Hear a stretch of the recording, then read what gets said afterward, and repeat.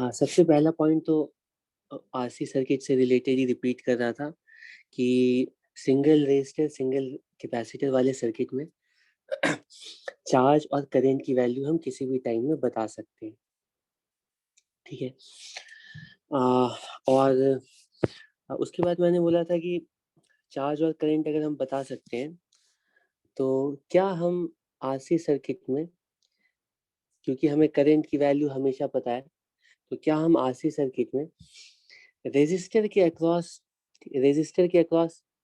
कितनी heat energy dissipate होगी ये भी कैलकुलेट कर सकते हैं? क्या कैलकुलेट कर सकते हैं? क्योंकि हमें रेजिस्टर के अक्रॉस पता है कि हीट एनर्जी किस रेट से डिसिपेट होती है।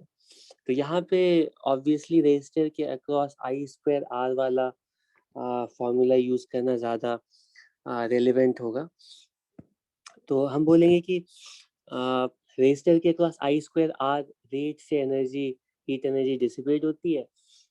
लेकिन यहाँ पर करंट की वैल्यू चेंज हो रही है। किसी भी टी टाइम में करंट की वैल्यू कितनी है वो हमने कैलकुलेट की है। Current as a function of time for an RC circuit is given by E upon R. ठीक है। E raise to the power minus T upon R C, ये करंट की वैल्यू है। ठीक है, किसी भी जनरल टी टाइम पे। तो करंट की वैल्यू हर टाइम में अलग अलग है। स्टार्टिंग में करंट मैक्सिमम है ई बाई आर के इक्वल, और धीरे धीरे करंट की वैल्यू डिके करके जीरो हो जा रही है। करंट की वैल्यू स्लोली डिके करके जीरो हो जा रही है। तो ऑब्वियसली स्टार्टिंग में क्योंकि करंट की वैल्यू ज्यादा है, तो स्टार्टिंग में रेजिस्टर के अक्रॉस ज्यादा रेट से हीट एनर्जी डिसिपेट हो गई। लेकिन टाइम के साथ क्या होगा? टाइम के साथ हीट एनर्जी डिसिपेट होने का रेट भी डिक्रीज होता जाएगा। मतलब बिल्कुल स्टार्टिंग में जैसे हमने आरसी सर्किट को चार्ज करना, कैपेसिटर को आरसी सर्किट में चार्ज करना स्टार्ट किया, उस टाइम में बहुत ज्यादा हीट डिसिपेट हो रहा हो, और टाइम के साथ क्योंकि करंट डिक्रीज कर रहा है रजिस्टर के क्रॉस थोड़ा थोड़ा हीट डिसिपेट होगा। तो फाइनली हीट डिसिपेट होना बंद हो जाएगा जब करंट बंद हो जाएगा। तो हम कैलकुलेट करना चाहते हैं कि टोटल कितना हीट डिसिपेट होगा। तो हीट डिसिपेट होने का अगर रेट हमें पता है तो हम हीट एनर्जी की वैल्यू, तुम्हें याद होना चाहिए जो पावर है ना वो उसकी वैल्यू आई स्क्वायर आर के इक्वल है। तो पावर का मतलब होता है एनर्जी पर यूनिट टाइम। ठीक है, ये आई स्क्वायर आर के इक्वल है, तो तुम बोलोगे एनर्जी की वैल्यू जो होगी पावर मल्टीप्लाइड बाई टाइम के इक्वल होगी। लेकिन यहाँ पे जो पावर है ना हमेशा सेम नहीं है। तो क्या करना चाहिए? हम इमेजिन करते हैं किसी भी टी टाइम इंस्टेंट पर किस रेट से हीट एनर्जी डिसिपेट हो रही है। किसी भी टी टाइम पे, एट टाइम इंस्टेंट टी, किसी भी जनरल टाइम इंस्टेंट टी पर, at time instant T, power की वैल्यू कितनी आएगी रेजिस्टर के अक्रॉस?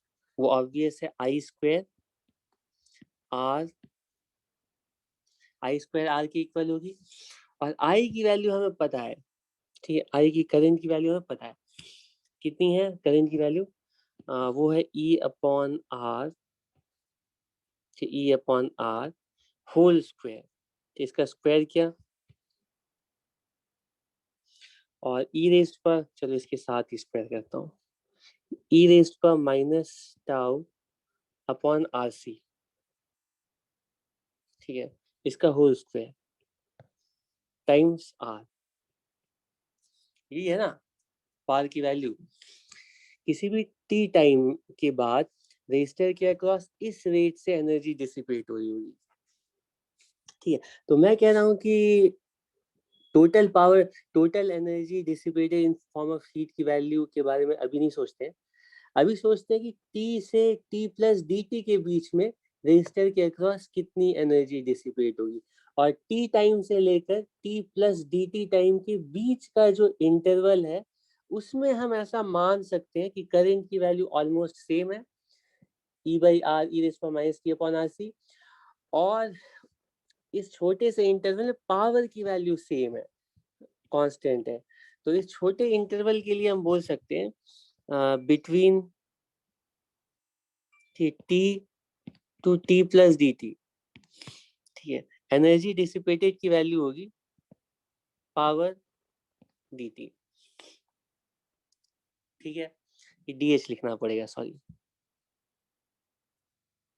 और पावर की वैल्यू कितनी आई है, इसको सिंप्लीफाई करोगे तो ऊपर तो ई स्क्वायर है, ऊपर ई स्क्वायर है और नीचे एक आर ही बचेगा, बाकी E raise to the power square करेंगे तो ऊपर क्या आएगा, minus twice T upon R C. ठीक है, एक्सपोनेंट के रूल से तुम्हें पता है कि जो एक्सपोनेंट्स हैं वो मल्टीप्लाई हो जाते हैं, टाइम्स डी टी। ठीक है, टी से लेकर के टी प्लस डी टी के बीच में पहले छोटे से डी टी इंटरवल में रेजिस्टर के अक्रॉस जो हीट डिसिपेटेड है वो दिस मच है।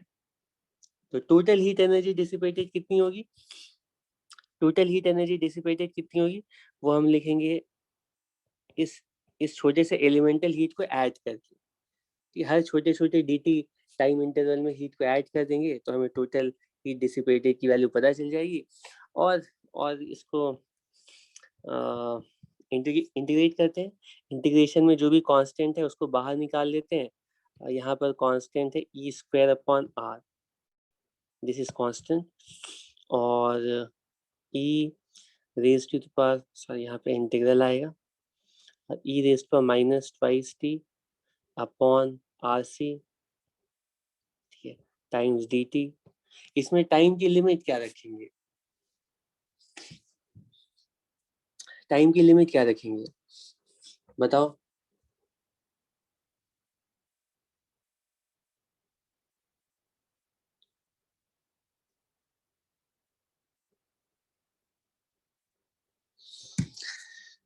टोटल टाइम, यहाँ पे t इक्वल 0 से टाइम की लिमिट लिखेंगे, t इक्वल 0 से टोटल हीट डिसिपेटेड निकालिए ना, कितने, जब तक करंट फ्लो कर रहा होगा, और करंट इनफाइनाइट टाइम तक फ्लो कर रहा है।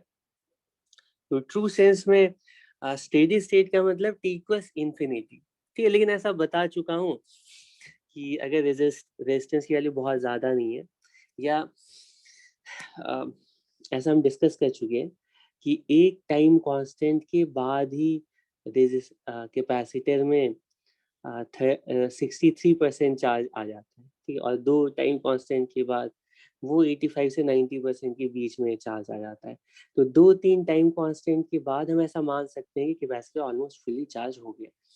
ठीक है, लेकिन ट्रू सेंस में थोड़ा थोड़ा करंट और कैपेसिटर बहुत धीरे धीरे, मतलब कैपेसिटर की कैपेसिटी के अकॉर्डिंग, मान लो टोटल चार्ज जाना है इस पे 10 माइक्रोकूलम, ठीक है, तो 9.9 माइक्रोकूलम तो आ जाएगा जल्दी, ठीक है, समझाने के लिए बता रहा हूँ। लेकिन फिर 9.9 के बाद जो चार्ज है 9.9192 ये बहुत स्लोली चार्ज फ्लो करेगा, ठीक है, उसमें बहुत टाइम लगेगा। लेकिन 10 की जगह अगर 9.9 आ गया तो हम बोल सकते हैं कैपेसिटर फुल्ली चार्ज हो गया। ठीक है, बाद वाले पार्ट में यहाँ पे जो करंट है ना वो नेग्लिजिबल फ्लो कर रहा है। एनीवे, टोटल हीट डिसिपेटेड के लिए तुम्हें इन्फिनिटी तक ही इंटीग्रेट करना पड़ेगा।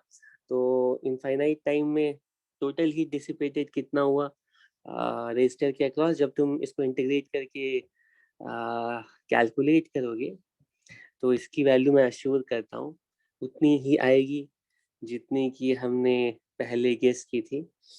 कितनी गेस की थी हमने, एग्जैक्टली हाफ सी ईस्ट में। इसको इसको तुम लोग वेरीफाई करना।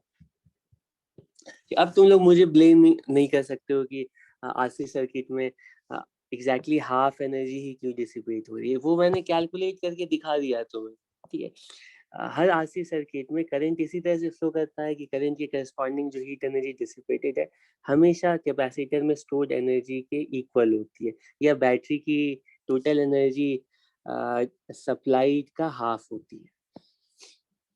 कोई प्रॉब्लम है इसमें? ठीक है, अब इसमें बहुत सारे टाइप्स के क्वेश्चन बनाए जा सकते हैं। मैंने तुम्हें बार बार ये मेंशन किया है कि अगर हमें क्वेश्चन में इतना पता है कि एक रेजिस्टर है एक कैपेसिटर है और स्टार्टिंग में कैपेसिटर डिस्चार्ज है, तभी वो रिजल्ट हम यूज कर सकते हैं जो कि मैंने तुम्हें बताए हैं। ठीक है, वो अगर चार्जिंग है तो वो एक्सपोनेंशियली ग्रोइंग हो गया, तो 1 minus E raise power minus x type का फंक्शन लिखोगे, और अगर डिकेइंग है तो ई raise power minus x type का फंक्शन लिखोगे। ठीक है, ठीक है। आरसी सर्किट की और कुछ क्वेश्चंस मैं दे दूंगा, तो वो तुम लोग प्रैक्टिस कर लेना, तो उससे और अच्छा कमांड आ जाएगा। हाँ, तो इसमें और क्या क्वेश्चन बनता, और क्या क्या टॉपिक्स रहते हैं। सबसे पहला नेचुरल क्वेश्चन, इसको अब हम लिंक कर देते हैं अपनी पिछली थ्योरी से। हम लोग स्टेप बाय स्टेप आगे चलते आ रहे थे, हर तरह के सर्किट्स को सॉल्व करना हमारा गोल था। सिर्फ रेजिस्टिव सर्किट को सॉल्व करना है, वो सबसे सिंपलेस्ट टाइप के सर्किट्स होते हैं। उसमें जैसे ही स्विच ऑन करेंगे, हर रेजिस्टिव ब्रांच में करंट इंस्टेंटली सेटअप हो जाता है।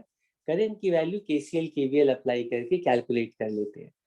लेकिन जैसे ही रेजिस्टर के साथ हमारी सर्किट में कैपेसिटर भी ऐड होता है या इंडक्टर भी ऐड होता है, अब इनको सॉल्व करना इतना सिंपल नहीं है।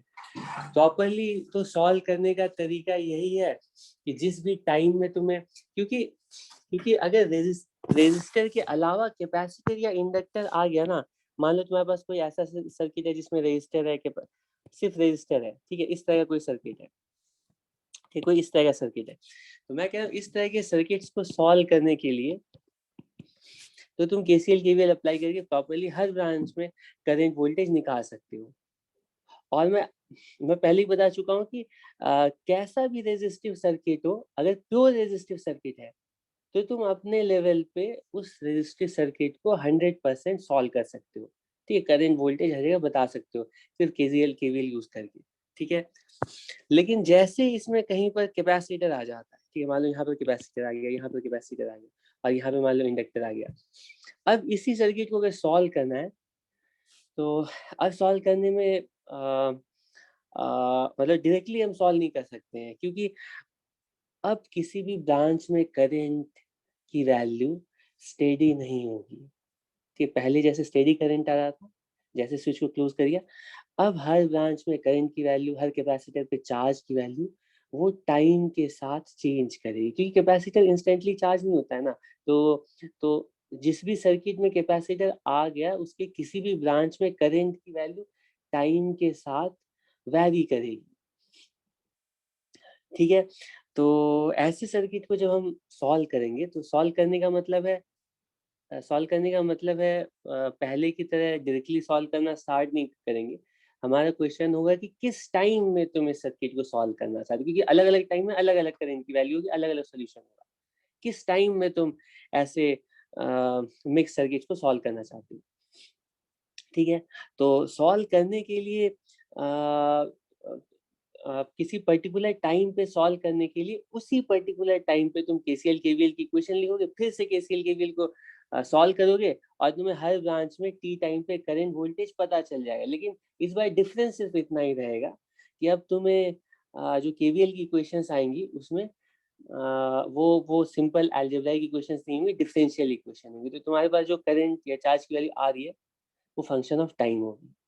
ठीक है, लेकिन अगर अ, लेकिन इस तरह का अगर मिक्स सर्किट है, उसमें केवीएल की इक्वेशन लिख रहे हो और वो डिफरेंशियल इक्वेशन आ रही है, तो इसको सॉल्व करना थोड़ा सा लेंदी हो जाएगा। और इसीलिए तुम्हें ऐसे आरसी सर्किट्स या एलसीआर सर्किट्स जिसमें कि एक से ज्यादा रेजिस्टर कैपेसिटर इंडक्टर्स है, या इंडक्टर तो अभी हम हटा ही देते हैं, अभी सिर्फ रेजिस्टर कैपेसिटर पर फोकस करते हैं। ऐसे सर्किट जिसमें एक से ज्यादा रेजिस्टर है, एक से ज्यादा कैपेसिटर है, इस तरह के सर्किट तुम्हारे कोर्स में सॉल्व करना नहीं है। तो इनको भी तुम सॉल्व कर सकते हो कि, लेकिन यहाँ पे जब तुम सॉल्व करोगे ना इस तरह की इक्वेशन को, तो यहाँ पे जैसे मैं चलो एक छोटा सा एग्जांपल देकर बता देता हूँ। मान लो तुम्हारे पास ऐसा कोई सर्किट है, अब तुम यहाँ पे इसको I1 मानोगे, ठीक है, इसमें I2 मानोगे, ठीक है? और जब तुम इक्वेशन लिखोगे तो तुम्हारी डिफरेंशियल इक्वेशन में D Q1 upon D T पहली इक्वेशन में आएगा, दूसरी इक्वेशन में D Q2 upon D T आएगा। तो तुम्हारे पास दो डिफरेंशियल इक्वेशन आएंगी। ठीक है, सिस्टम ऑफ डिफरेंशियल इक्वेशन आएगा। अब इसको तुम सॉल्व करोगे, वो सिस्टम ऑफ डिफरेंशियल इक्वेशन वाले मेथड से, जो कि तुम्हारे कोर्स के बाहर की चीज़ है। थोड़ा सा दिमाग लगाओगे तो तुम सॉल्व कर सकते हो, कोई बहुत ज़्यादा टफ नहीं है, लेकिन मैं कह रहा हूँ ये तुम्हारे कोर्स का पार्ट नहीं है। इसीलिए तुम्हारे कोर्स में सिर्फ ऐसा ही मिक्स सर्किट है जिसमें कि एक ही रेजिस्टर है, एक ही कैपेसिटर है, तो उसके लिए तुम्हें किसी भी टाइम में करंट चार्ज पूछा जा सकता है, और ऐसे सर्किट को तुम सॉल्व कर चुके हो, उसका सॉल्यूशन तुम्हें पता है। ठीक है, ठीक है। तो ये तो मेरा हो गया दूसरा पॉइंट कि हमें सिर्फ सिंगल रेजिस्टर कैपेसिटर वाले सर्किट सॉल्व करने को कहे जाएंगे। ठीक है, हालांकि क्वेश्चन तो ऐसा बन सकता है कि उसमें एक से ज्यादा रेजिस्टर कैपेसिटर आ जाए, लेकिन वैसे तुम्हारे कोर्स के बाहर कर दी है। ठीक है, लेकिन लेकिन अगर तुम्हारे सर्किट में एक से ज्यादा रेजिस्टर या कैपेसिटर है, तब भी उन सर्किट्स को तुम्हें सॉल्व करने को कहा जा सकता है इनिशियल स्टेट में या फिर स्टेडी स्टेट में। इनिशियल स्टेट में और स्टेडी स्टेट में हम किसी भी सर्किट को सॉल्व कर सकते हैं, लेकिन ट्रांजिएंट स्टेट में अगर हमें सर्किट को सॉल्व करना है तो हम सिर्फ ऐसे सर्किट्स को सॉल्व करेंगे, ऐसा ही सर्किट सॉल्व करेंगे जिसमें एक रेजिस्टर है, एक कैपेसिटर है। और आगे तुम अपने कोर्स में पढ़ोगे कि ट्रांजिएंट स्टेट में तुम्हें ऐसा भी सर्किट सॉल्व करने को कहा जा सकता है जिसमें कि एक रेजिस्टर है और एक इंडक्टर है। ठीक है, आरएल सर्किट जिसको बोलते हैं। बाय द वे मैंने तुम्हें आरसी सर्किट सॉल्व करने का तरीका बताया था। चलो इसमें मुझे ज़्यादा टाइम नहीं लगेगा, 10-20 सेकेंड्स लगेंगे। तो मैं तुम्हारे सामने इस आरएल सर्किट का सॉल्यूशन पूछ लेता हूँ। इसको सॉल्व करके बताओगे इसमें, इस सर्किट में टी टाइम पे कितना करंट होगा। एक तरीका है कि डिफरेंशियल इक्वेशन लिखो, सॉल्व करो, केसीएल केवीएल लिखो, सॉल्व करो, तुम्हें किसी भी टाइम पे करंट की वैल्यू पता चल जाए। यहाँ पे चार्ज नहीं है, यहाँ पे सिर्फ करंट कैलकुलेट। दूसरा तरीका मैंने तुम्हें बताया था कि हमें डिफरेंशियल इक्वेशन सॉल्व करने की जरूरत नहीं है, सिर्फ लॉजिक से सॉल्व कर सकते हैं। लॉजिक से टी टाइम पे करंट का एक्सप्रेशन लिख सकते हैं। कैसे? तो पहले तुम बताओ कि जैसे आरसी सर्किट के लिए चार्जिंग डिस्चार्जिंग के लिए करंट का एक्सप्रेशन लिखा, वैसे ही इसके लिए सोचते हैं। टी इक्वल 0 पर करंट कितना होगा? गुड। टी इक्वल 0 पर इस सर्किट में कितना करंट होगा स्टार्टिंग में? ये इंडक्टिव सर्किट है, याद करो। टी इक्वल 0 पर इंडक्टर कैसा बिहेव करता है? टी इक्वल 0 पर ओपन सर्किट की तरह। अगर इसमें कोई करंट नहीं है, पहले स्टार्टिंग में सर्किट में कोई करंट नहीं फ्लो कर रहा है, इंडक्टर के पास 0 करंट है, तो स्विच क्लोज करने के इमीडिएटली बाद भी इंडक्टर में 0 करंट पास करेगा। और स्टेडी स्टेट में करंट की वैल्यू कितनी होगी? तो स्टेडी स्टेट में ये शॉर्ट सर्किट हो जाता है, तो इसमें करंट का जो एक ग्राफ होगा ना, वो कुछ ऐसा होगा। और यहाँ पे जो करंट है वो एक्सपोनेंशियली ग्रोइंग फंक्शन होगा। ठीक है, तो एक्सपोनेंशियली ग्रोइंग फंक्शन का जो मैथमेटिकल एक्सप्रेशन होता है वो किस टाइप का होता है? e rays power minus x या 1 minus e rays power minus x? तो तुम सिर्फ ग्राफ देख के बोलोगे कि करंट का जो एक्सप्रेशन कुछ ऐसा आना चाहिए। अब इसमें ए क्या होगा, टाउ क्या होगा, ए की वैल्यू तो बता सकते हैं। ए की वैल्यू ई बाई आर की इक्वल होगी, करंट की final value E by R की इक्वल होगी। ठीक है, 1 minus E raise power minus T upon, और टाउ की वैल्यू हम लोग ऐसे गेस करके नहीं बता सकते। जब तुम प्रॉपर्ली डिफरेंशियल इक्वेशन लिखते हो, सॉल्व करते हो, तो पता चलता है कि किसी भी एल आर सर्किट में टाइम कांस्टेंट की वैल्यू होती है एल अपॉन आर की इक्वल। ठीक, याद रखना है। मतलब आरसी सर्किट में तो आरसी होती है टाइम कांस्टेंट की वैल्यू, इसका यूनिट सेकेंड्स में आएगा। लेकिन एलआर सर्किट में रेजिस्टेंस डिनोमिनेटर में चला जाता है। ठीक है, तो टाइम कांस्टेंट की वैल्यू एल अपॉन आर होती है, तो ये क्या आएगा पता है? R T upon L. ठीक, ये किसी भी टी टाइम में एलआर सर्किट में करंट की वैल्यू होगी।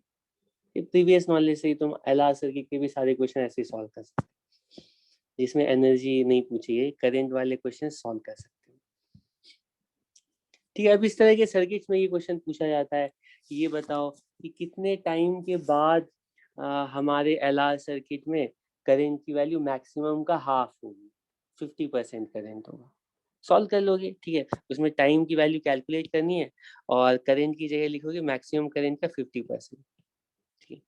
ऐसे ही RC सर्किट में तुमसे क्वेश्चन पूछा जा सकता है कि टाइम कितने टाइम के बाद करंट की वैल्यू मैक्सिमम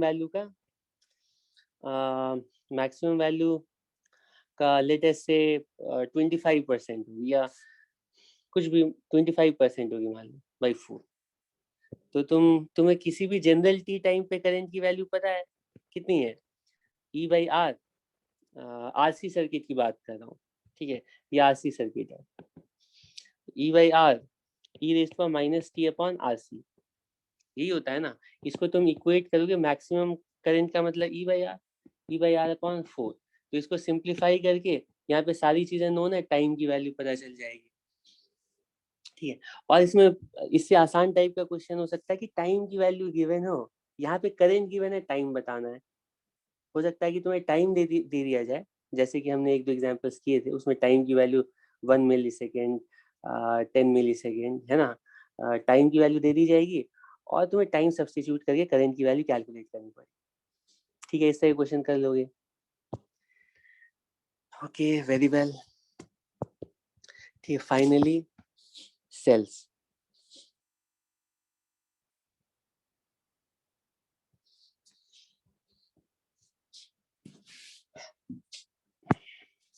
तुम लोग क्योंकि इलेक्ट्रोकेमिस्ट्री में पूरा मैकेनिज्म सीख चुके हो, कैसे किसी भी सेल के अंदर कौन कौन से सेल्स तुम लोगों ने पढ़े हैं, जरा बताओगे?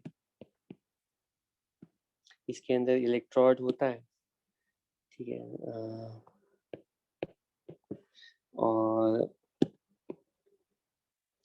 और इस पे एक जिंक और एक कॉपर का होता है, एक पॉजिटिव होता है, एक नेगेटिव होता है। और इसके अंदर यहाँ पे सेमी परमेबल मेम्ब्रेन होता है, या Zn जिंक सल्फेट और कॉपर सल्फेट, ठीक है। इलेक्ट्रोलाइट्स रहते हैं। हाँ हाँ, मैं उन सब पे आ रहा हूँ, जो भी छोटे मोटे टॉपिक्स है वो भी। इलेक्ट्रोकेमिकल सेल, इलेक्ट्रोलाइटिक सेल, ठीक है। तो इसमें केमिकल रिएक्शंस होते हैं और इलेक्ट्रोलाइट्स के पास केमिकल एनर्जी होती है, ठीक है। तो जो इलेक्ट्रोलाइट्स होते हैं वो ज़्यादा स्टेबल स्टेट में जाना चाहते हैं, उसकी वजह से माइग्रेट करते हैं, है ना, एक तरफ से दूसरी तरफ। और तब तक माइग्रेट करते रहते हैं जब तक कि जो केमिकल फोर्स है या एफिनिटी है वो इलेक्ट्रिकल रिपल्शन को बैलेंस ना करे, ठीक है। तो तुम जैसे ही चार्ज हटाओगे इलेक्ट्रोड से, चार्ज को थोड़ा भी चेंज करोगे, तो फिर से इलेक्ट्रोलाइट्स का माइग्रेशन होगा, ठीक है। फिर से चार्जेस सेम कॉन्सेंट्रेशन में आ जाएंगे, ठीक है। तो ये सब तुम केमिस्ट्री में तुम लोगों ने पढ़ा है, तो उसको भी मैं यहाँ पर नहीं डिस्कस कर रहा हूँ। अभी मैं सर्किट के लेवल से सेल्स को डिस्कस करना चाहता हूँ, ठीक है। तो काम की बात हमारे लिए बस इतनी सी है कि किसी भी सेल के अंदर इलेक्ट्रोड्स पे चार्ज का कॉन्सेंट्रेशन फिक्स रहता है, और चार्ज की कॉन्सेंट्रेशन की वजह से इलेक्ट्रोड्स के अक्रॉस पोटेंशियल डिफरेंस मेंटेन्ड रहता है, ठीक है। आइडियल सेल का काम यही है कि चार्ज को मेंटेन करे। अगर चार्ज का कॉन्सेंट्रेशन फिक्स है तो उन चार्जेस की वजह से दोनों इलेक्ट्रोड्स के बीच में कुछ ना कुछ पोटेंशियल डिफरेंस आएगा। चार्जेस का कॉन्सेंट्रेशन फिक्स होने का मतलब है कि पोटेंशियल डिफरेंस भी टर्मिनल्स के अक्रॉस फिक्स होगा, ठीक है। ठीक है, तो हम अगर ये सेल किसी सर्किट में नहीं कनेक्टेड है, ठीक है, हम पॉजिटिव से नेगेटिव टर्मिनल पर आएंगे तो पोटेंशियल चेंज होगा -12 वोल्ट, ठीक है, अगर 12 वोल्ट की बैटरी है। और अगर तुम लोग के पास इन्वर्टर लगा होगा, जो इन्वर्टर का बैकअप मेरा कल खत्म हो गया था, जिसकी वजह से क्लास मिस हो गई थी। तो जो इन्वर्टर वाली बैटरीज लगी रहती हैं वो जनरली 12 वोल्ट की होती हैं, या कार बैटरीज होती हैं वो 12 वोल्ट की होती हैं। और तुम सेल्स जो यूज करते हो, पहले यूज करते थे ट्रांजिस्टर्स में, टॉर्च में, तो वो अलग अलग ठीक है, अलग अलग वोल्टेज की होती थी, 1.5 वोल्ट की होती थी, है ना। उसी को तो सीरीज में लगा करके 3 वोल्ट 4.5 वोल्ट बनाते थे। एनीवे, अगर अगर तुम्हें अपने घर पे बैकअप मान लो 100 वोल्ट एम्पेयर को इस तरह से भी के लिए समझ लो, 1000 वॉट से ज्यादा चाहिए, है ना। मान लो तुम्हें 1.5 वॉट चाहिए, तो 1.5 वॉट, ठीक है। ये जो इन्वर्टर है ना, वो क्या करता है कि वो बैटरी से डीसी सप्लाई लेता है, ठीक है। ये क्योंकि डीसी, और वो आउटपुट में एसी सप्लाई बाहर देता है, ठीक है। अ, तो अगर हमें कम लोड चाहिए होता है ना, तो 12 वोल्ट की बैटरी से काम चल जाता है। और अगर ज़्यादा लोड चाहिए होता है, मतलब 1.5 या उससे ऊपर चाहिए होता है, ठीक है, तो मान लो एसी चलाना है, रेफ्रिजरेटर चलाना है, लोड अगर ज़्यादा है तो उसके लिए तुम्हें ज़्यादा ज़्यादा वोल्ट की बैटरी लगानी पड़ती। तो हम क्या करते हैं ना, 12 वोल्ट वाली दो बैटरीज लगा लेते हैं सीरीज में, ठीक है। तो तुम अपने घर पे जाके कनेक्शन चेक करना कि एक बैटरी लगी है, 2 बैटरी लगी है, ठीक है। अगर तुम्हारा ज़्यादा बैकअप रिक्वायरमेंट होगा तो उसके लिए दो, ज़्यादा लोड रिक्वायरमेंट होगा तो उसमें 2 बैटरी लगाई गई हुई सीरीज में, ठीक है। एनीवे, यहाँ पे डीसी क्या है, एसी क्या है, वो सब अभी हमारा कंसर्न नहीं, वो तो आगे सीखोगे, ठीक है। मेरा कंसर्न है सेल्स सेल कॉम्बिनेशन। अगर हम सेल्स को कंबाइन करते हैं तो फिर क्या होता है, और किस किस तरह से हम कंबाइन कर सकते हैं, ठीक है। तो तो अभी तक ऑलरेडी सेल्स के बारे में जितना कुछ हम लोगों ने डिस्कस किया है, उससे हमें इतनी बात तो पता है कि सेल के पास एक पॉजिटिव इलेक्ट्रोड होता है, नेगेटिव इलेक्ट्रोड होता है, और इन दोनों के बीच में पोटेंशियल डिफरेंस होता है, जो कि सेल की ईएमएफ के इक्वल होता है। ईएमएफ जो भी मैन्युफैक्चरर होता है, वो जिस तरह जो भी मतलब जिस भी मेथड से सेल को मैन्युफैक्चर करता है, उसके अकॉर्डिंग इसकी रेटिंग दे देता है, ठीक है। तो मान लो इसकी ईएमएफ 12 वोल्ट, तो लिटरली अगर हम एक इलेक्ट्रोड से दूसरे इलेक्ट्रोड तक जाएंगे, ठीक है, तो हमें पोटेंशियल डिफरेंस फील होगा, पोटेंशियल चेंज फील होगा।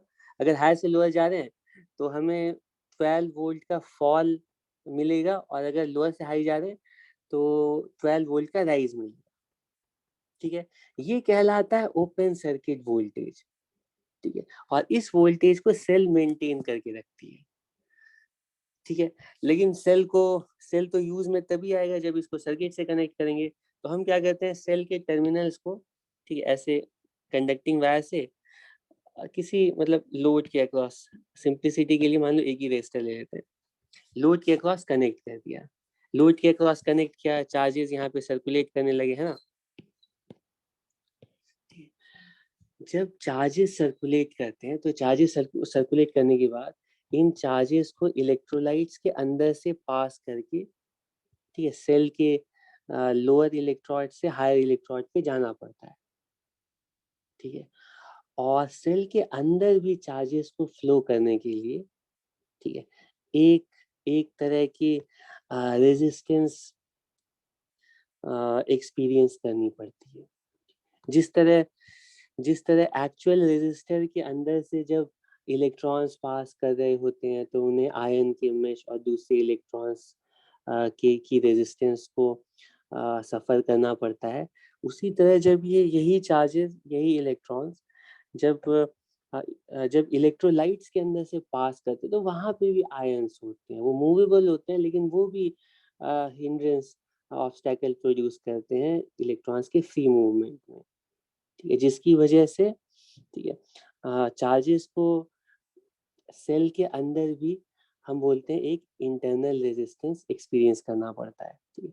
तो किसी भी सेल की कुछ ना कुछ, किसी में कम किसी में ज्यादा, वो डिपेंड करे इलेक्ट्रोलाइट कैसा लिया है, उसका बिहेवियर कैसा है। तो अच्छा, तुम लोगों ने इलेक्ट्रोकेमिस्ट्री में सेल्स के लिए भी कंडक्टिविटी, कंडक्टेंस ये सब पढ़ा होगा, है ना? तो सेल्स की भी जो अपनी रेजिस्टेंस होती है ना, वो हम कैलकुलेट कर सकते हैं। थोड़ा मेथड डिफरेंट होता है जो इलेक्ट्रोकेमिस्ट्री में पढ़ा है, लेकिन हम एग्जैक्टली कैलकुलेट कर पाते हैं कि कितनी रेजिस्टेंस है सेल के अंदर की इलेक्ट्रोलाइट्स की। तो जितना भी टोटल रेजिस्टेंस सेल ऑफर करता है, सेल के अंदर के केमिकल्स ऑफर करते हैं, वो सेल की इंटरनल रेजिस्टेंस कहलाती है। और हर प्रैक्टिकल सेल के पास कुछ ना कुछ इंटरनल रेजिस्टेंस होगी, ठीक है?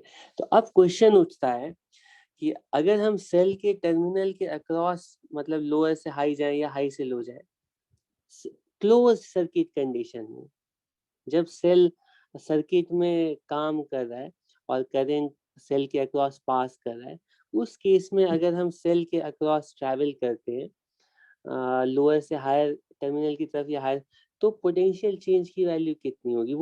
वो सेल की ईएमएफ के इक्वल होगी या डिफरेंट होगी? हाँ, सेल की ईएमएफ के इक्वल होगी या डिफरेंट होगी? ऑब्वियसली डिफरेंट होगी, क्योंकि इस बार मैं यहाँ पर ये सेल बना रहा हूँ और सेल के साथ यहाँ पे सेल की इंटरनल रेजिस्टेंस, इसको छोटा सा बना देता हूँ थोड़ा समझाने के लिए कि ये इंटरनल रेजिस्टेंस है, और ये बाहर में एक्चुअल रेजिस्टर तो है ही, ठीक है? बाहर में ये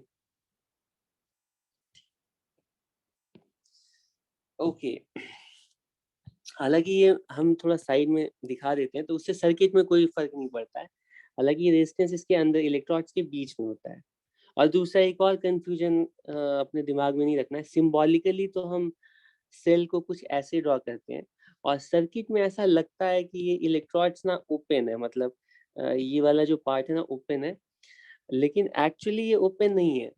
सेल के अंदर जो चार्जेस है ना, वो बैटरी के अंदर से एक्चुअली सर्कुलेट करके जाते हैं, ठीक, पास करके जाते हैं, ठीक। यहाँ पे ये सर्किट डिस्कनेक्टेड नहीं है, सिर्फ एक ही एलिमेंट है जो कि कंप्लीटली ओपन होता है और उसके अक्रॉस चार्ज एक साइड से दूसरी साइड एक्चुअली नहीं माइग्रेट करते हैं, ठीक है? वो है कैपेसिटर। कैपेसिटर इकलौता ऐसा एलिमेंट है जिसमें कि चार्ज लेफ्ट टर्मिनल में जितना आया वही चार्ज निकल करके दूसरे टर्मिनल पे नहीं जाता है, ठीक है? कैपेसिटर ऐसा एलिमेंट है कि वो जितना स्टोर करता है ना, जितना चार्ज यहाँ पे आया उतना ही चार्ज यहाँ से निकल गया, तो वहां उतना ही नेगेटिव चार्ज आ गया। ऐसे प्लेट्स पे चार्ज बिल्डअप होने लगता है, ठीक है? तो कैपेसिटर के अक्रॉस अगर करंट होता है, ठीक है, तो कैपेसिटर के प्लेट्स पर चार्ज आ रहा होता है, ठीक है? कैपेसिटर चार्ज या डिस्चार्ज हो रहा होता है, ठीक है?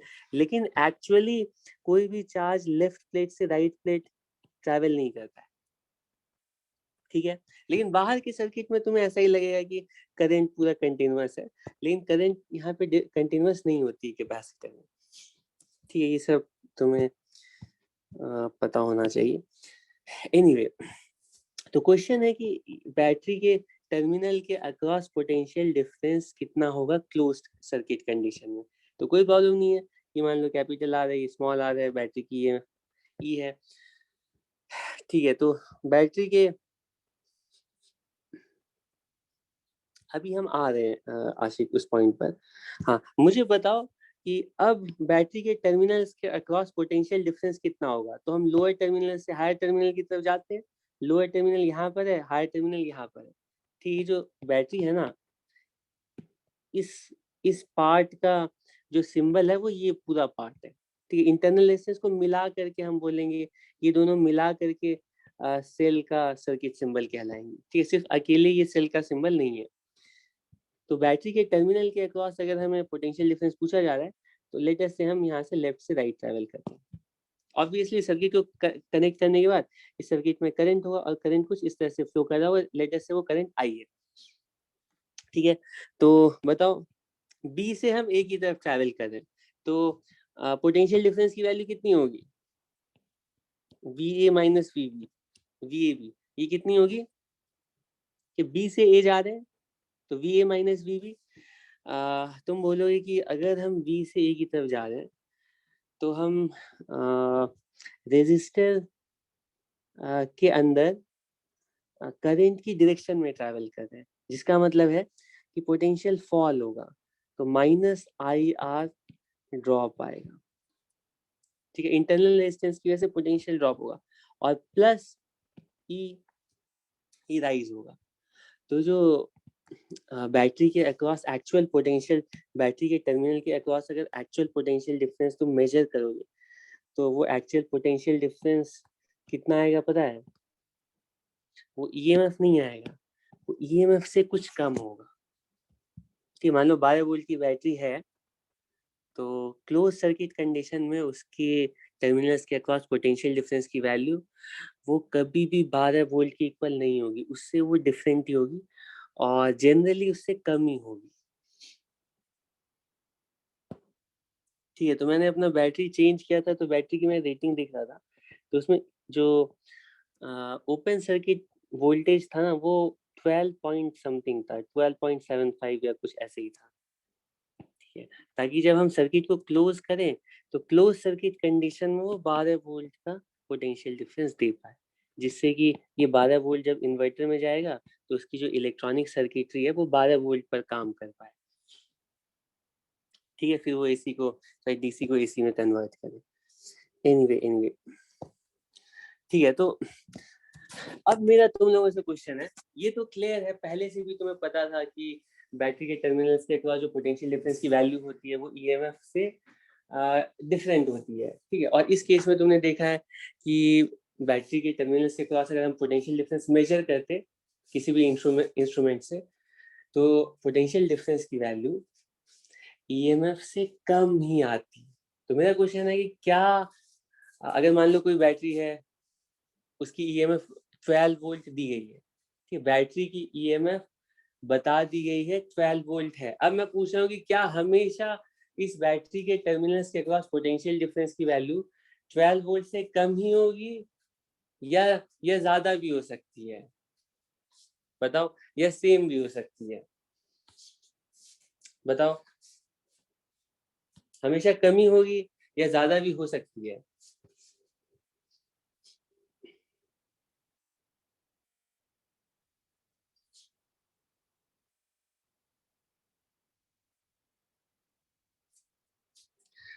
गुड गुड गुड, बाकी लोग बताओ।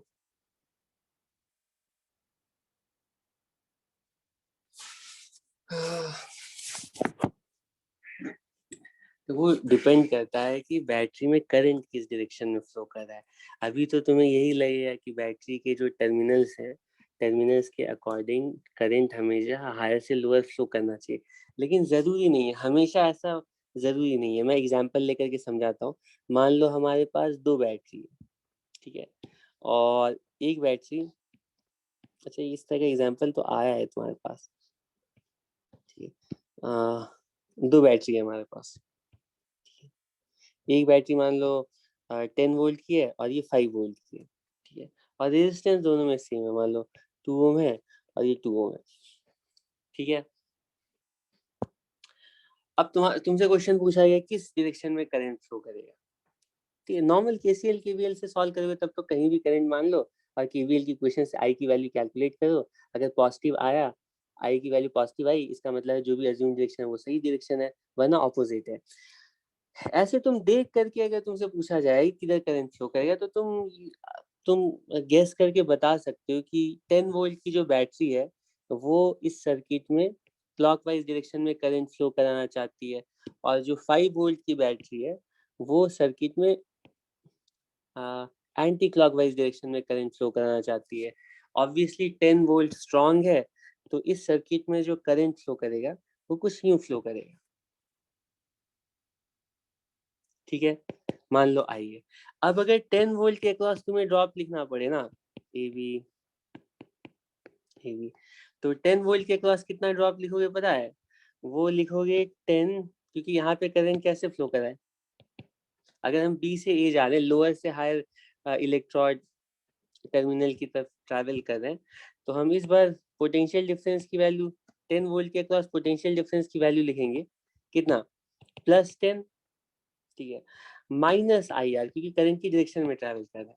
तो इस 10 वोल्ट के अक्रॉस अगर तुम वोल्ट मीटर लगाते हो या कोई मेजरिंग इंस्ट्रूमेंट कनेक्ट करते हो, तो तुम्हें पता चलेगा कि वोल्टेज की जो वैल्यू है, पोटेंशियल डिफरेंस की जो वैल्यू, वो ईएमएफ से कम है। लेकिन अगर तुम 5 वोल्ट के अक्रॉस यही काम करने जाओगे ना, तो 5 वोल्ट को अगर सही से देखोगे, सॉरी 5 वोल्ट की जो बैटरी है, ये लेटेस्ट से सिर्फ वो बैटरी वाला पार्ट मैं दिखा रहा हूँ, ठीक है। सिर्फ इतना पार्ट मैं रीड्रॉ कर रहा हूँ, ये वाला। ये 5 वोल्ट की बैटरी है और इसकी इंटरनल रेजिस्टेंस कुछ भी, और करंट लेकिन यहाँ पे कुछ यूं फ्लो कर रहा है, आई।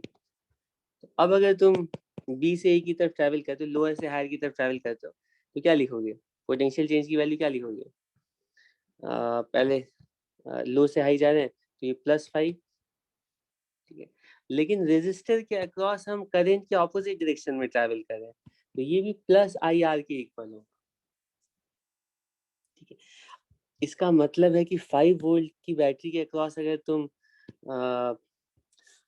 वोल्टेज मेजर करोगे, तो वोल्टेज की वैल्यू, वोल्टेज का मतलब पोटेंशियल डिफरेंस, पोटेंशियल डिफरेंस की वैल्यू ईएमएफ से ज्यादा आएगी, ठीक है। तो जरूरी नहीं कि हमेशा कम ही आए।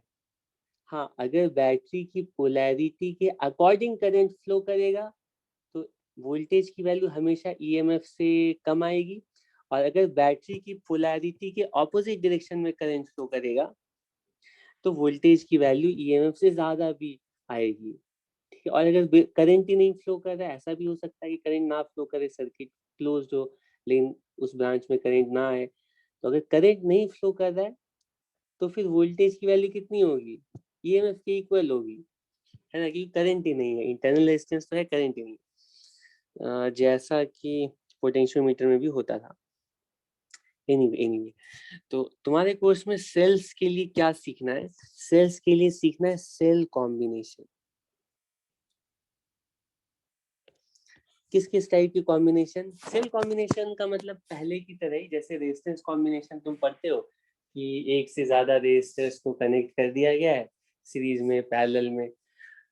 फिर पूछा गया है कि हम चाहते हैं कि सर्किट को थोड़ा सिंपल रखें, दिखने में अच्छा लगे, सिंपल सर्किट हो, सॉल्व करना आसान हो, तो हम कंप्लीट रेजिस्टर के नेटवर्क को एक रेजिस्टर से रिप्लेस करना चाह रहे हैं। उसी तरह से तुम्हें बहुत सारे सेल्स दिए गए, तो अब तुम्हारा पर्पस ये है कि इन बहुत सारे सेल्स के कॉम्बिनेशन को एक सेल से रिप्लेस करो, ठीक है।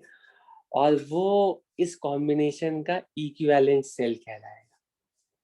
जब तुम इक्विवेलेंट सेल, मतलब बहुत सारे सेल्स की जगह एक इक्विवेलेंट सेल लगाते हो, तो अब उस इक्विवेलेंट सेल की ईएमएफ क्या होगी? वो इक्विवेलेंट ईएमएफ कहलाएगा। और उस इक्विवेलेंट सेल की इंटरनल रेजिस्टेंस क्या होगी, ठीक है। तो हमें दो ही कॉम्बिनेशन सीखने, एक सीरीज कॉम्बिनेशन, पैरेलल कॉम्बिनेशन। पहले सीरीज कॉम्बिनेशन को डिस्कस कर लेते हैं, वो सबसे आसान है, और फिर पैरेलल कॉम्बिनेशन को भी डिस्कस कर लेंगे। लेकिन सेल्स दो टाइप के होते हैं।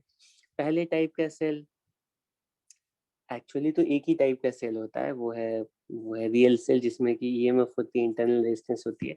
लेकिन सर्किट में जो सेल्स हम लगाते हैं, तो उसमें कई बार तुम्हें, मतलब ज्यादातर, अगर कुछ भी मेंशन नहीं किया गया तो तुम्हें मानना है कि आइडियल सेल है, ठीक है, उसकी कोई इंटरनल रेजिस्टेंस नहीं है, ठीक है। तो पहले हम आइडियल सेल के कॉम्बिनेशन को डिस्कस कर लेते हैं, और आइडियल सेल का कॉम्बिनेशन डिस्कस कर लेंगे, फिर रियल सेल भी का कॉम्बिनेशन में डिस्कस कर लेंगे, ठीक है। तो सबसे पहला है सीरीज कॉम्बिनेशन। ये बहुत आसान है, इसमें ज्यादा समझाने की भी जरूरत नहीं है।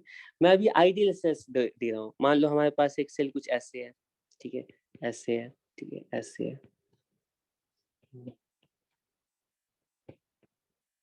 है। ये मान लो 1 2 3 4 5, ये 5 सेल है, और इनकी ईएमएफ लिख देता हूँ। ये 2 वोल्ट है, और ये 4 वोल्ट है ना, ये भी 4 वोल्ट है, 4 वोल्ट है, ये 1 वोल्ट है।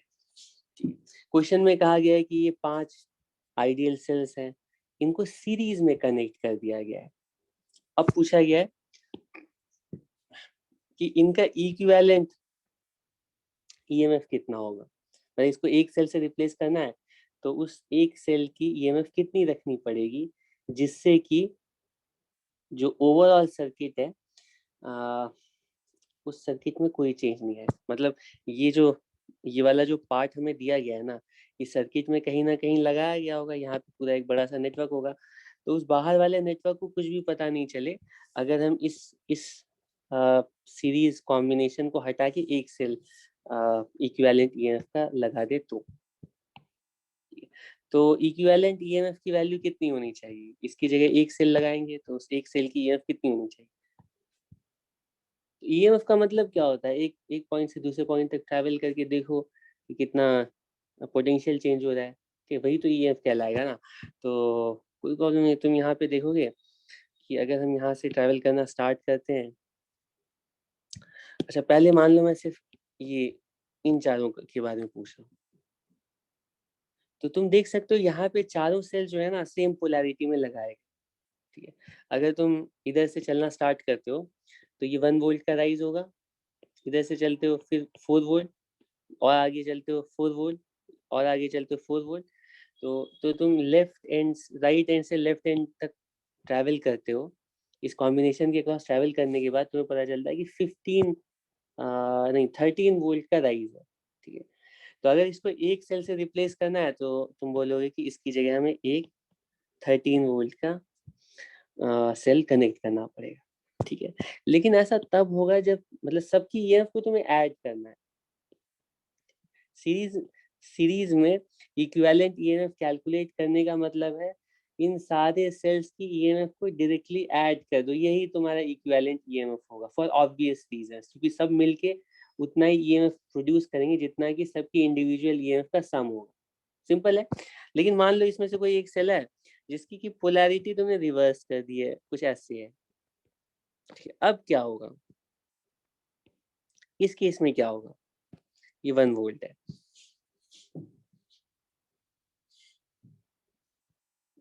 इसकी नहीं 1 वोल्ट नहीं है, ये 2 वोल्ट था शायद। इस केस में क्या होगा? अब इस केस में तुम यहाँ से चलना स्टार्ट करोगे ना, तो +1 वोल्ट +4 +4 +4, लेकिन यहाँ पे -2 होगा। यहाँ पे जो अगला ये जो 2 वोल्ट का सेल है उसकी पोलैरिटी रिवर्स है, तो यहाँ पे तो बाकी सारे सेल्स में तो पोटेंशियल ऐड हो रहा है, लेकिन 2 वोल्ट वाले में फॉल होगा। तो ये सब मिल करके ना इक्विवेलेंट ईएमएफ प्रोड्यूस करेंगे 11 वोल्ट। तो हमें सेम इफेक्ट लाने के लिए 11 वोल्ट ईएमएफ वाली सेल को रखना पड़ेगा।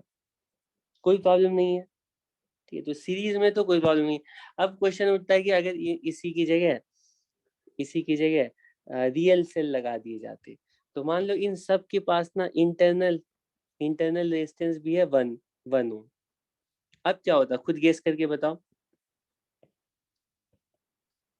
ये आइडियल सेल्स नहीं है तो इनकी कुछ ना कुछ इंटरनल रेजिस्टेंस भी है, ठीक है। सबकी इंटरनल रेजिस्टेंस 1 ओम थी। तो अगर हमें इस कंप्लीट 5 सेल के कॉम्बिनेशन को एक सेल से रिप्लेस करना हो तो उस एक सेल की इक्विवेलेंट ईएमएफ कितनी होगी और इक्विवेलेंट इंटरनल रेजिस्टेंस कितनी होगी?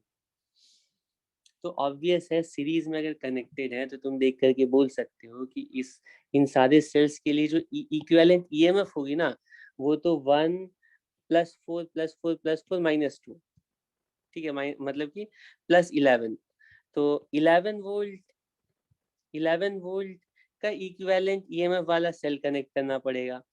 और इंटरनल रेजिस्टेंस कितनी होगी? तो क्योंकि सारे सारे रेजिस्टेंस सीरीज में ही आएंगे तो इनके लिए इंटरनल रेजिस्टेंस की वैल्यू कितनी 5 ओम हो जाएगी। तो ये इक्विवेलेंट सेल कहलाएगा। सीरीज कॉम्बिनेशन में कोई प्रॉब्लम ही नहीं है, इसको एक्सप्लेन करने की जरूरत है क्या? अगर सेल्स को सीरीज में कनेक्ट किया जाता है वो सबसे आसान क्वेश्चन है, उसमें हमेशा इक्विवेलेंट ईएमएफ की वैल्यू सारे इंडिविजुअल सेल्स की ईएमएफ के सम के इक्वल होगा। लेकिन सम कैसे करना है?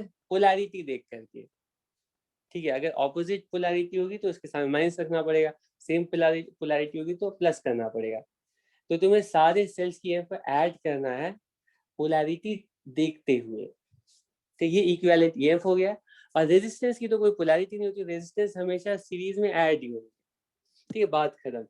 सीरीज के बारे में कोई और कुछ बताने की जरूरत नहीं है, सीरीज हमेशा तुम सॉल्व कर लोगे। अब आते हैं पैरेलल कॉम्बिनेशन।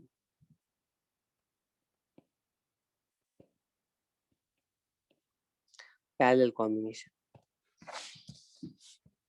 वैसे ये सेल्स के कॉम्बिनेशन को अलग से तुम्हें सीखने की जरूरत नहीं है, क्योंकि किसी भी सर्किट में मतलब सेल कॉम्बिनेशन में क्या फायदा है? फायदा यही है कि अगर मान लो हमारे पास कोई ऐसा सर्किट है जिसमें कि बहुत सारे सेल्स लगा दिए गए हैं ना, इस तरह से बहुत सारे सेल्स, और ये मान लो रियल सेल्स, तो यहाँ पे रेजिस्टर है। तो फायदा ये है कि इन सबको हटा करके तुम एक सेल बना दो, और फिर एक सेल बन गया तो आसानी से तुम्हें करंट की वैल्यू पता चल जाएगी, जैसा रेजिस्टर में करते थे। वहां पे बहुत सारे रेजिस्टर्स होते थे, तो सॉल्व करने के लिए, ठीक है, तुम बोलते थे कि इन सबको हटा करके एक रेजिस्टर लगा देते हैं, एक रेजिस्टर लगा देते हैं, तो सर्किट सिंप्लीफाई हो जाता था, आसानी से हम सॉल्व कर लेते थे। हमारा अल्टीमेट पर्पस सर्किट सॉल्व करना है, मतलब सर्किट के अंदर करंट वोल्टेज पता करना है, ठीक है। तो उसके लिए हम रेजिस्टर का नेटवर्क होता है तो इक्विवेलेंट रेजिस्टेंस निकालते थे, और सेल्स का नेटवर्क है तो इक्विवेलेंट सेल कैलकुलेट करें, इक्विवेलेंट सेल की ईएमएफ इंटरनल रेजिस्टेंस कैलकुलेट करें। लेकिन मेरा कहना है कि अगर तुम्हें equivalent cell, equivalent EMF calculate करना, इक्विवेलेंट इंटरनल रेजिस्टेंस कैलकुलेट करना for a combination of cells अगर नहीं भी आता है तो कोई प्रॉब्लम नहीं है, क्योंकि सर्किट तो तुम अभी भी सॉल्व कर सकते हो, केसीएल केवीएल है तुम्हारे पास, ठीक है। आसानी के लिए हम कर रहे हैं कि बहुत सारे सेल्स दिख जाते हैं तो अब उतने सारे ब्रांचेज में, उतने सारे लूप्स में केसीएल केवीएल से हम बच जाएंगे, ठीक है। लेकिन तुम्हें याद रखना है कि तुम्हारे एग्जाम में कोई ऐसा क्वेश्चन नहीं आएगा जिसमें कि 10-12 ब्रांचेस दिए गए हैं, ठीक है। तो तुम हर क्वेश्चन को, एग्जाम में आए हर क्वेश्चन को जिसको कि तुम सेल इक्विवेलेंट मेथड से सॉल्व करोगे, उनको तुम केसीएल केवीएल से ऑलरेडी सॉल्व कर सकते हो, ठीक है। तो ये बहुत जरूरी नहीं कि तुम सीखो। हाँ, ऐसे क्वेश्चंस जिसमें तुम्हें डायरेक्टली यही पूछा गया है कि इक्विवेलेंट ईएमएफ बताओ, सेल कॉम्बिनेशन के लिए इक्विवेलेंट ईएमएफ बताओ, उनको सॉल्व करने के लिए तुम्हें इक्विवेलेंट सेल का इक्विवेलेंट निकालना आना चाहिए, ठीक है। अब सीरीज वाले में तो कोई प्रॉब्लम नहीं है, पैरेलल वाले में आ जाते हैं। सीरीज वाले में प्रॉब्लम नहीं है तो पैरेलल में क्यों प्रॉब्लम होगी, ठीक है। ट्राई करते हैं पैरेलल में। मान लो एक सेल कुछ इस तरह का है, ठीक है, और दूसरा सेल कुछ ऐसा है, ठीक। इन दोनों की कुछ ना कुछ इंटरनल रेजिस्टेंस होगी, ठीक है, और कुछ ईएमएफ होगी। ये हमारा मेन सर्किट, हमारा एक्चुअल सर्किट कुछ इस तरह का है, ठीक। ये लेट अस से this one is 10 volt, this one is 5 volt, ठीक है, and this one is 1 ohm, और ओके 1 ohm, और ये भी 1 ohm, दोनों की इंटरनल रेजिस्टेंस वोल्ट में लिख रहा हूँ मैं, ओम है ये सब, और ये यहाँ पे मान लो 7, या इसको मैं लिखता हूँ 14, 3, 30, 12, 42 है, 42 ओम है, ठीक है। अब पूछा गया कि सर्किट को सॉल्व करो, 42 ओम के पास करंट बताओ, केसीएल केवीएल से सॉल्व कर सकते हो। लेकिन अब तुम्हारे पास दूसरा मेथड भी है, अगर तुम इन दोनों सेल्स का इक्विवेलेंट सेल बना पाओ, तो इन दोनों को रिप्लेस करके एक सेल लगा दिया, ठीक है, जिस और एक इंटरनल रेजिस्टेंस लगा दिया। अगर इन दोनों को तुम एक सेल से रिप्लेस कर सकते हो तो तुम इसको देखते ही सर्किट को सॉल्व कर सकते हो, ठीक है। इसकी इक्विवेलेंट ईएमएफ और इक्विवेलेंट इंटरनल रेजिस्टेंस अगर कैलकुलेट कर ले तो सर्किट को और आसानी से सॉल्व कर सकते हो। अब क्वेश्चन है कि ऐसे पैरेलल में अगर हम सेल्स को कनेक्ट करते हैं तो पैरेलल में कनेक्ट करने के बाद इक्विवेलेंट ईएमएफ और इक्विवेलेंट इंटरनल रेजिस्टेंस कितनी होगी, कैसे पता लगाएंगे, ठीक है। तो हम एक जनरल सा एक पैरेलल कॉम्बिनेशन लेते हैं और उस पैरेलल कॉम्बिनेशन ऑफ सेल के लिए इक्विवेलेंट ईएमएफ और इक्विवेलेंट इंटरनल रेजिस्टेंस कैलकुलेट करते हैं। तो हमारे पास नेटवर्क कुछ इस टाइप का है, E1, E2, E3, ठीक है, और R1, R2, R3। इस तरह से बहुत सारे सेल्स हैं जो कि पैरेलल में कनेक्टेड है। ठीक है, मैं किसी भी जनरल पैरेलल कॉम्बिनेशन के लिए रिजल्ट निकालने जा रहा हूँ। ये हमारे पास नेटवर्क है सेल्स का, जिसमें सारे सेल्स जो है ना पैरेलल में कनेक्टेड है, E1, E2, E3। अरे कोई भी जनरल सेल्स का पैरेलल कॉम्बिनेशन ऐसा ही दिखेगा ना। ठीक है, सेल्स को हमने पैरेलल में कनेक्ट कर दिया है। ठीक है, मतलब सबके जो टर्मिनल्स है ना पास, सबके सबके एक टर्मिनल को एक पोटेंशियल पर, दूसरे टर्मिनल को दूसरे पोटेंशियल पे। इनकी ईएमएफ लेटेस्ट E1 है, R1 है, E2 है, R2 है, E3 है, R3 है, E4 है, R4 है। नहीं, E4 नहीं, सॉरी सॉरी सॉरी, मान लो ये N सेल्स हैं, तो लास्ट वाले सेल का नाम क्या होगा? EN और RN। ठीक है, nth सेल है, N की वैल्यू 10, 12, 3, 5 कुछ भी हो सकती है। अब इस कंप्लीट कॉम्बिनेशन को हमें सिंगल सेल से रिप्लेस करना है। ठीक है, तो उस सिंगल सेल की इक्विवेलेंट ईएमएफ और इस सिंगल सेल की इक्विवेलेंट इंटरनल रेजिस्टेंस की वैल्यू कितनी होगी? ठीक है, तो पहले तो मेरा क्वेश्चन है कि कैलकुलेट कैसे करें। तुम्हारे पास कोई टेक्निक है, कोई तरीका है जिससे कि हम इसको सिंगल सेल से रिप्लेस कर पाए? सीरीज वाले में तो आसान था।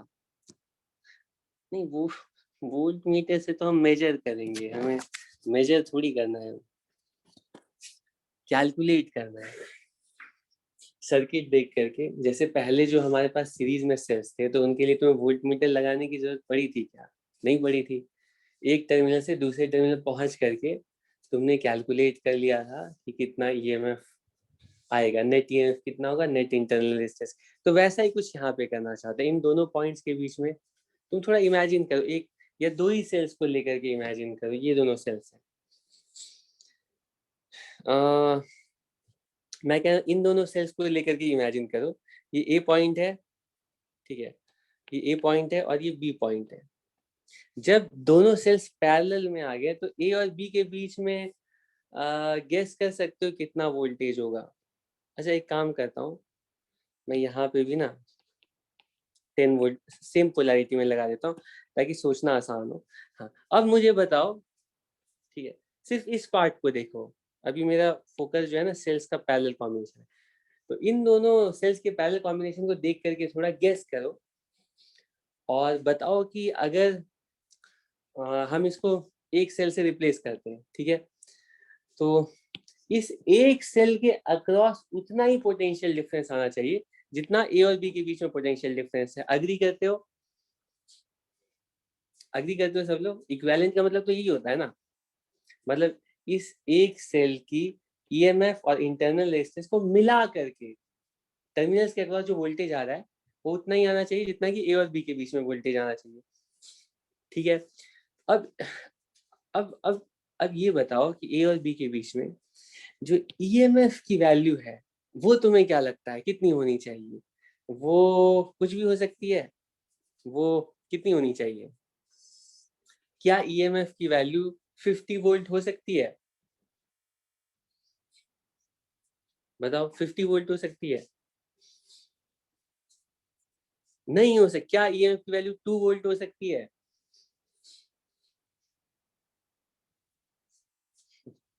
ईएमएफ, तुम थोड़ा गेस करके बता सकते हो कि जो ए और बी के बीच में ईएमएफ है ना, वो 5 और 10 के बीच में ही रहना चाहिए, उसके बाहर नहीं जाएगा। ठीक है, तभी ए और बी का जो वोल्टेज है वो इस पैरेलल कॉम्बिनेशन के वोल्टेज डिफरेंस के इक्वल आएगा। ठीक है, लेकिन कैलकुलेट कैसे करेंगे?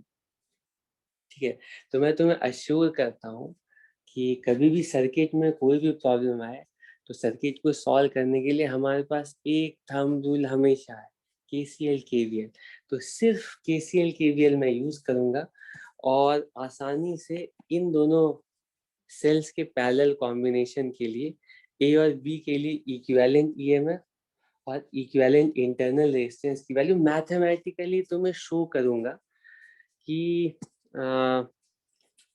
मैथमेटिकली तुम्हें शो करूंगा इक्विवेलेंट ईएमएफ वैल्यू कितनी आती है। ठीक, वो एक्सप्रेशन अभी मैं लिखने जा रहा हूँ थोड़ी देर में, लेकिन उसको मैं डिराइव नहीं कर रहा हूँ, मैं बस तुम्हें बता दे रहा हूँ कि हम सिर्फ केसीएल केवीएल यूज करके ए और बी के बीच में इक्विवेलेंट ईएमएफ और इक्विवेलेंट इंटरनल रेजिस्टेंस कैलकुलेट कर सकते हैं।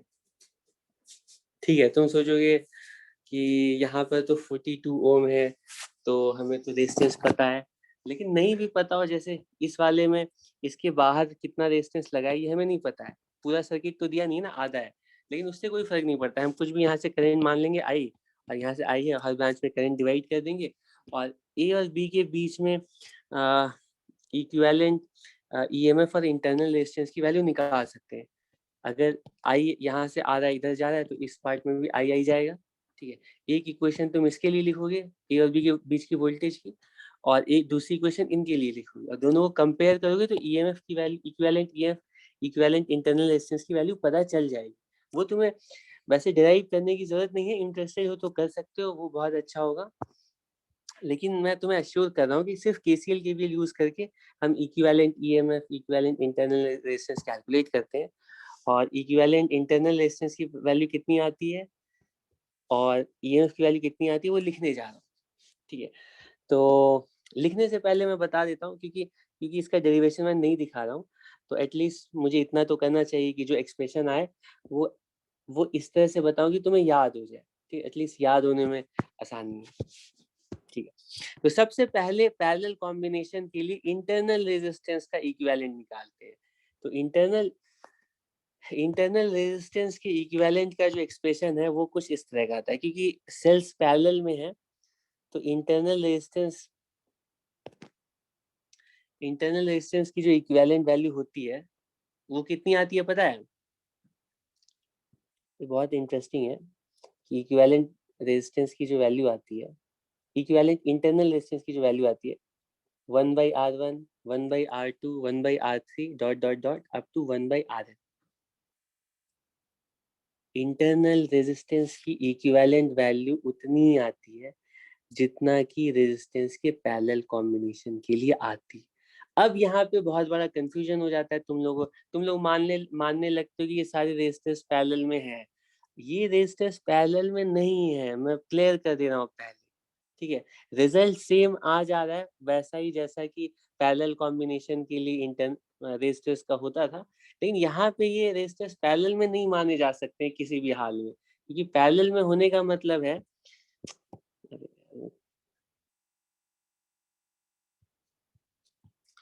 हाँ ये पैरेलल में नहीं है, मैं दो सेल से समझा रहा हूँ। ये पहला सेल मान लो 10 वोल्ट है, दूसरा सेल मान लो 5 वोल्ट है, और ये दोनों रेजिस्टेंस कितनी कितनी है। अब तुम मुझे देख करके बताओ, तुम्हें लगता है कि ये दोनों रेजिस्टेंस कभी पैरेलल में है? 10 वोल्ट, ये 5 वोल्ट, ठीक है, और ये दोनों रेजिस्टेंस मान लो कुछ भी है 2 ओम और 2 ओम, ये दोनों पैरेलल में नहीं है, इनका एक एंड तो कॉमन है लेकिन दूसरा एंड सेम पोटेंशियल पर नहीं है। ठीक है, और हम यहाँ पे ऐसे भी रेजिस्टेंस का इक्विवेलेंट नहीं निकाल रहे हैं, हम इंटरनल रेजिस्टेंस सेल का इक्विवेलेंट निकाल रहे हैं। ठीक है, ये वाला पॉइंट और ये वाला पॉइंट एक पोटेंशियल पे कभी नहीं हो सकता। ठीक है, ऑब्वियस रीजन की वजह से यहाँ से यहाँ तक जाओगे, यहाँ से अलग अलग।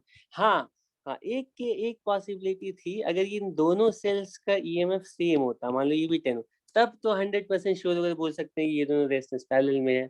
अगर सिर्फ रेजिस्टेंस की इक्विवेलेंट निकालनी है तो पैरेलल की तरह निकाल सकते, लेकिन किसी भी जनरल पैरेलल सेल कॉम्बिनेशन के लिए ऐसा नहीं होगा। ठीक है, लेकिन मैं श्योर करता हूँ केसीएल केवीएल अप्लाई करने के बाद इक्विवेलेंट इंटरनल रेजिस्टेंस का जो एक्सप्रेशन आता है वो बिल्कुल वैसा ही आता है जैसा कि रेजिस्टेंस के पैरेलल कॉम्बिनेशन के लिए आता है।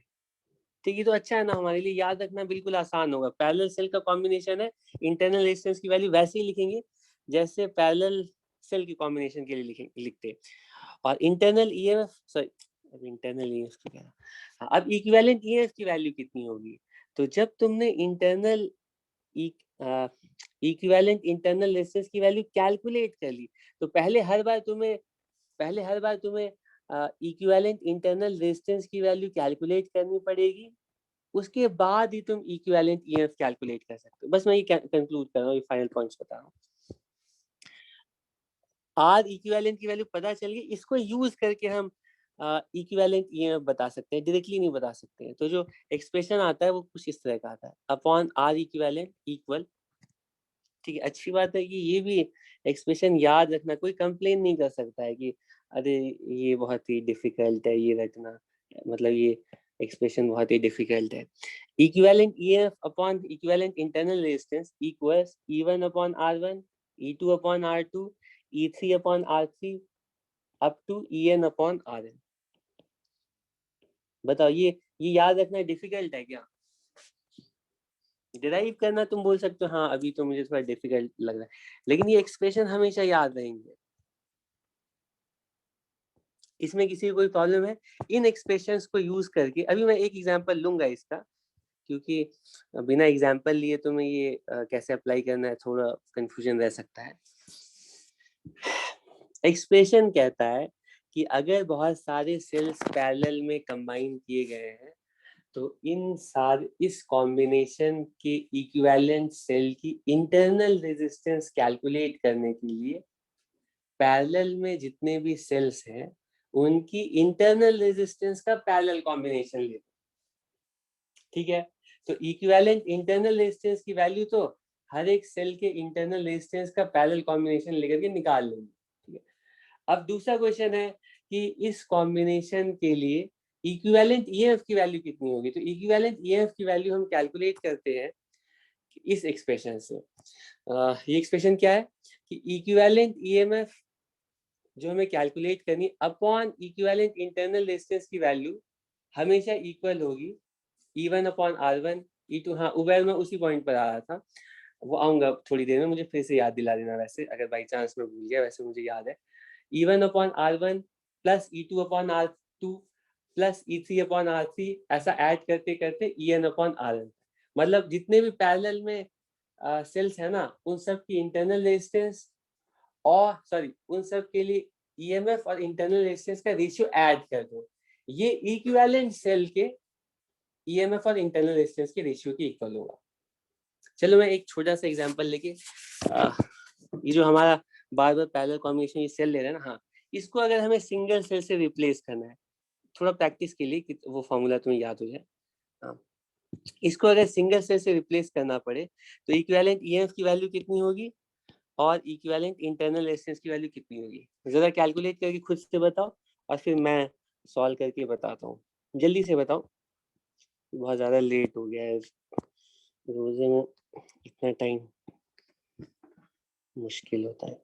इक्विवेलेंट तो हमेशा हम पहले ना इंटरनल रेजिस्टेंस कैलकुलेट करेंगे। इंटरनल रेजिस्टेंस की वैल्यू कितनी होगी जरा बताओ। 1/R equivalent equals 1/R1, 1/R1 good, 1/R1 plus 1/R2, ठीक है। ये वैल्यू कितनी होगी, ये हाफ हाफ, ये पैरेलल में है तो इनका ये तो 1 हो जाएगा, मतलब है ना। इक्विवेलेंट ये हो गया 1 हो, इंटरनल रेजिस्टेंस की वैल्यू 1 हो आगे, ठीक। आर इक्विवेलेंट की वैल्यू, हाँ मैं शोर शॉर्ट आज वो असाइनमेंट्स भेजूंगा इंशाल्लाह, मतलब कल सुबह तक मिल जाएगा तुम लोगों को।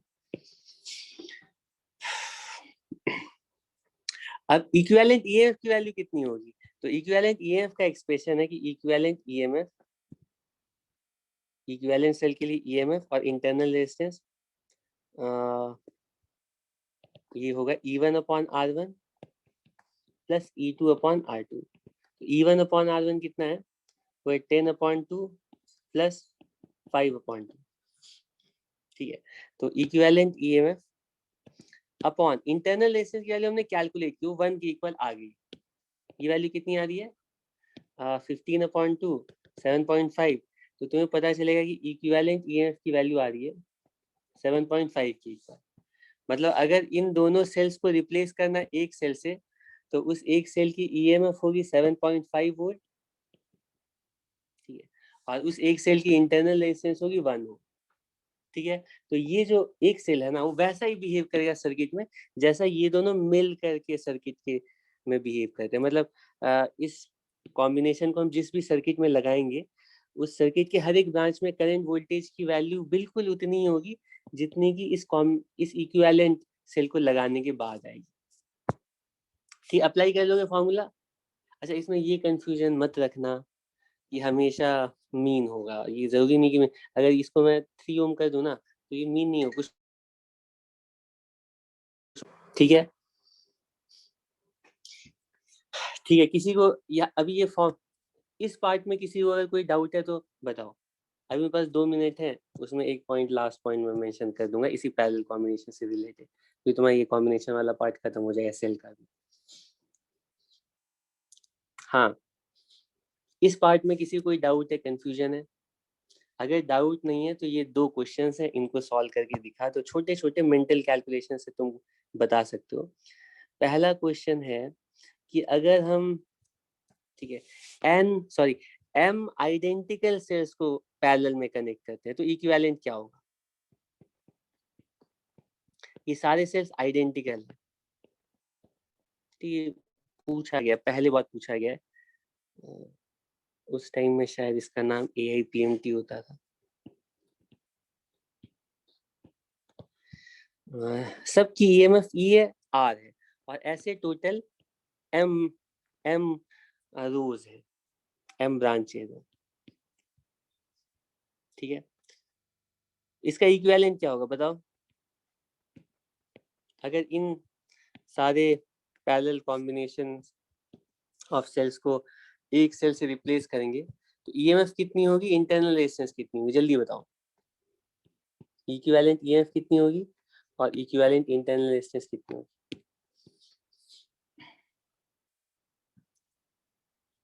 जल्दी जल्दी जल्दी, 1 मिनट है मेरे पास और।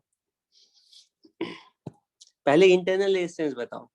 तो ये तो सारे आइडेंटिकल है और M रोज है, तो पैरेलल में हमें पता है कि अगर आइडेंटिकल रेजिस्टेंस होते हैं तो वो डिवाइड हो जाता है, ये पता है ना।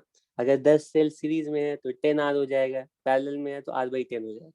तो यहाँ पे इंटरनल रेजिस्टेंस की वैल्यू हो जाएगी R/M। ठीक है, EMF की वैल्यू कितनी होगी? तो EMF की वैल्यू हम कैलकुलेट करेंगे, तो इक्विवेलेंट EMF की वैल्यू होगी equivalent EMF upon equivalent internal resistance which is R/M। ये इक्वल होगा 1/R, sorry sorry sorry, E/R, हाँ, E/R plus E/R plus EM times. ठीक है, तो ये वैल्यू होगी M/E/R और ये मल्टीप्लाइड बाई R/M। ठीक है, ये होगा इक्विवेलेंट EM। तो तुम देख सकते हो कि ये M कैंसिल होगा, तो इक्विवेलेंट EM की वैल्यू E के इक्वल ही हो जाएगी। मतलब जितना कि हर एक सेल की अपनी EMF है ना, थोड़ा तुम सोचो कि जब पैरेलल में हम कनेक्ट करें ना तो इसके अक्रॉस जो वोल्टेज है वो सेम ही रहना चाहिए सारे EMFs के करस्पॉन्डिंग जितना आ रहा है। ठीक है, तो पैरेलल में EMF की वैल्यू सेम रहती है, रेजिस्टेंस पैरेलल कॉम्बिनेशन से डिक्रीज हो जाती है। ठीक, अगर सारे सेल्स आइडेंटिकल है, नहीं है तब तो पिछला रिजल्ट है। ये एक क्वेश्चन था, और इसी का दूसरा क्वेश्चन है कि तुम्हें इस बार एक ग्रेड दिया गया है। ठीक है, एक ग्रेड दिया गया है जिसमें कि लेटेस्ट से 8/4 का ग्रेड है। ठीक है, ये 4/8 रोज और 4 सेल्स। हाँ, तो यहाँ पे हर रो में ना, इसको मैं ऐसे लिख देता हूँ, 8 रोज है और 4 कॉलम्स है, या ऐसा बोल सकते हो कि हर एक रो में 4 सेल लगाए गए, 1 2 3 4, और इसी तरह से 1 2 3 4, और इस तरह से 8 रोज हैं। यहाँ पे इंटरनल रेजिस्टेंस में ड्रॉ नहीं कर रहा हूँ। अब इनका इक्विवेलेंट कितना होगा, जल्दी से कैलकुलेट करके बताओ। और हाँ, और सारे सेल्स आइडेंटिकल है। ठीक है, सारे सेल्स आइडेंटिकल है। ईच सेल, क्वेश्चन में गिवन है, each cell is equivalent E and internal resistance R। बताओ जल्दी जल्दी, ये तुम लोग बता दोगे तो मुझे अब ये सेशन क्लोज करने में थोड़ी खुशी होगी, वरना दुखी होके क्लोज करना पड़ेगा। कैसे सॉल्व करेंगे? पहले सारे रोज को तुम सिंप्लीफाई कर लो। जब रोज को सिंप्लीफाई करेंगे ना तो ये कुछ ऐसा हो जाएगा, सिर्फ 8 रोज बचेंगे, है ना। यहाँ पे जो ईएमएफ कितनी होगी सीरीज में, 4E, और इंटरनल रेजिस्टेंस 4R हो जाएगा, ठीक है। और फिर 8 है, तो इनको जब तुम इनका जब पैरेलल कॉम्बिनेशन अप्लाई करोगे, ये मैं तुम्हें आंसर ही बता दे रहा हूँ, तो तुम लोग सोचते रहना कैसे आया। ये कितना होगा, 4E, ईएमएफ तो 4E होगी क्योंकि पैरेलल में ईएमएफ सेम रहता है, लेकिन इंटरनल रेजिस्टेंस कितनी होगी, 4R/8, ठीक है। तो इंटरनल रेजिस्टेंस हो गया R/2, हाँ, और ईएमएफ हो गई 4E, ठीक है। ये कॉम्बिनेशन का फायदा होगा। और last and final point add कर देता हूँ कि अगर इस पैरेलल कॉम्बिनेशन में कोई भी सेल इन्वर्टेड रहा तो क्या होगा, मतलब पोलैरिटी सबकी मैंने यहाँ पे सेम, मतलब सेम साइड से दिखाई है, लेफ्ट वाला पॉजिटिव है, राइट वाला नेगेटिव है, लेकिन इसमें से कोई एक सेल कुछ यूं कनेक्टेड है ऐसे, तो इस केस में इक्विवेलेंट कैसे निकालेंगे जल्दी। ठीक है, तो कैलकुलेशन के बाद ऐसे भी तुम गेस कर सकते थे। अगर मान लो पोलैरिटी ऑपोजिट हो गई ना, तो बस तुम्हें इस एक्सप्रेशन में वहां पे जो ईएमएफ है ना वो नेगेटिव में लिखना। मान लो ये 4 वोल्ट था तो यहाँ पे -4 आ जाएगा, इतना ही डिफरेंस आएगा, ठीक है। बाकी सबका पॉजिटिव लोगे, जिसकी पोलैरिटी इन्वर्ट हो गई है उसका ईएमएफ नेगेटिव में लोगे, बाकी एक्सप्रेशन में जो भी वैल्यू आती है वही तुम्हारा आंसर होगा। कोई प्रॉब्लम है इसमें? ठीक है, thank you very much. Sir slide, कौन सी स्लाइड? सर एक कौन क्वेश्चन सी का भी जो क्वेश्चन? ये वाला? ये तो थैंक